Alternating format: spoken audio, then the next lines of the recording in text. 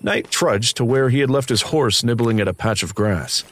He stashed the spyglass in his saddlebags and put his foot into the stirrup to mount. Distant gunfire and the pounding of horse hooves made him freeze. He pulled himself up and settled into the saddle before searching for the origin of those sounds of battle. Directly south of him, loud whoops suddenly rang out. He edged his horse in that direction, alert for a trap.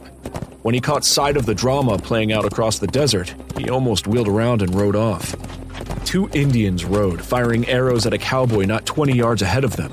The cowboy swung from side to side, thrusting his revolver out, and getting off wild shots that did nothing to slow the pursuit.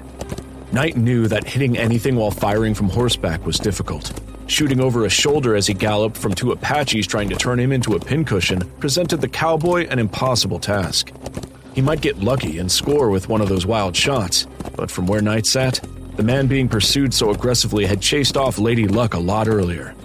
Knight drew his rifle from the saddle sheath, levered around into the chamber, and snugged the weapon to his shoulder.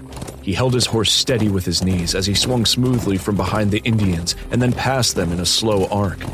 When he came even with the lead Indian, he squeezed the trigger.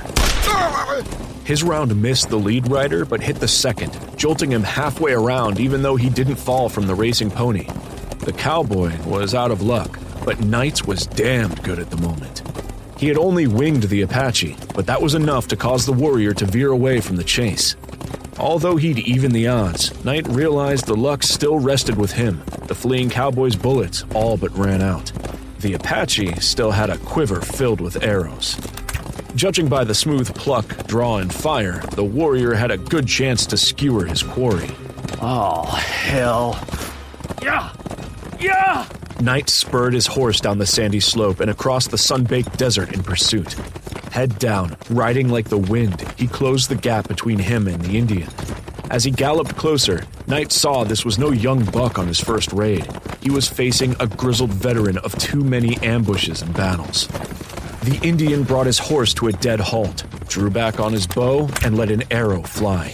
It spun a little as it flew toward Knight. The fletching on one side was torn off, and the unstable flight sent the arrow angling to the right, away from him.